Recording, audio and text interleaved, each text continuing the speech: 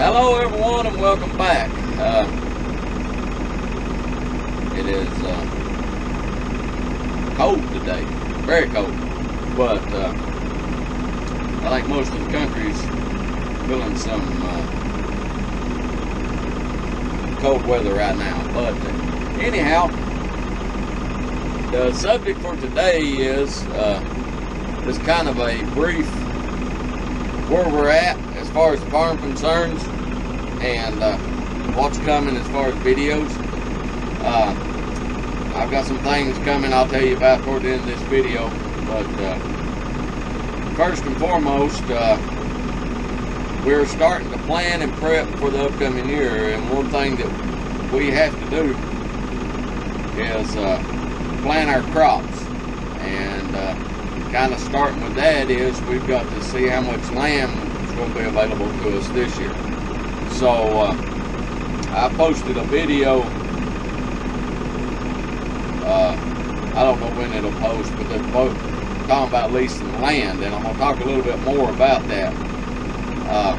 As a small farmer, well, with any farming, but as a small farmer, my profit margins are extremely tight. So in order to add land, I've got to be able to add the correct land. In other words, it's got to be good land that has easy access to the home farm. It needs to have a decent fertility, may need to have water for irrigation. You know, what infrastructure is there? Can I access it when the ground's wet, in a wet time, etc., etc. How hard is it to get the truck and trailer and the equipment in and out? You know, how far is it away from other resources? You know, if you break apart, how far are you going to have to go to town to get a piece for the tractor or a plow or an implement or something along those lines?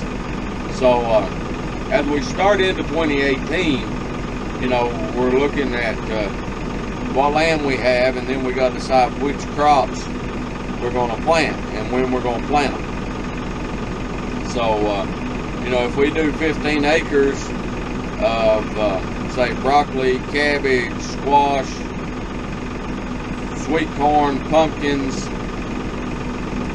whatever, and they're all come in at the same time, we can't manage the harvest. We can't manage the planting either, so we've got to space it out. So, you know, if we have 15 acres, we may do 5 crops. Let's just say, for the sake of argument, we'll do 3 acres of each crop.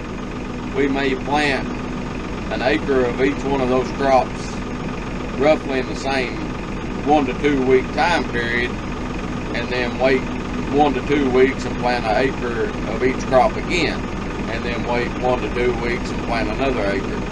Now, some crops like our pumpkins or whatever, we try to plant them all at the same time so they're coming in at the same time. We may stretch it out over a 2 week period, so when we get into harvest, we can start earlier and run a little later.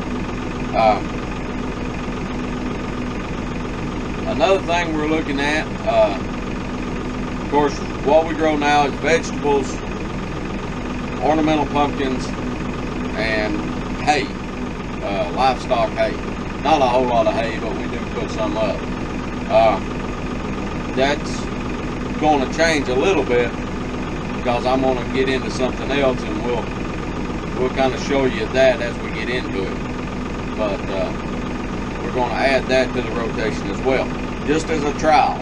And that's one thing about a small farmer, or any farmer, you got to be flexible, diversified, multiple crops, multiple revenue streams, kind of spread out your risk and all that good stuff to be profitable.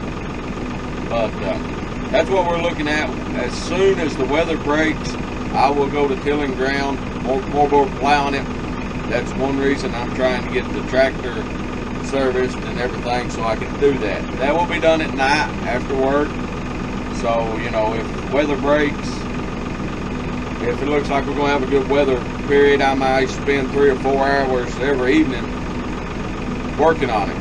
If it looks like we're just going to get a short weather window, I may spend all night. You know, in some cases, I may take a vacation from work, my real job, my day job, if you will, to do that. I will be, within the next month and a half, I will be putting up videos on how to prune and how to graft apple trees. I have a small orchard of heirloom apples that I need to do some work in, and I'm going to do some kind of how-to videos on that, so stay tuned for that. And we, of course, we'll be doing a lot of videos of ground prep and moldboard plowing. Moldboard plowing is not as popular or as trendy as it once was, but I'm going to do a video, maybe a video or a couple of videos on why we moldboard plow and the benefits and various other things about it as well. So stay tuned, like us, subscribe, comment, let us know what you think. I'm going to try to do a little better job this year of walking you through the process of how a small farm works in my situation. Just because this is the way I do it doesn't mean the way you should do it, but this is what works for me. So till next time, take care of yourself, like us, subscribe to us, let us know what you think. Bye.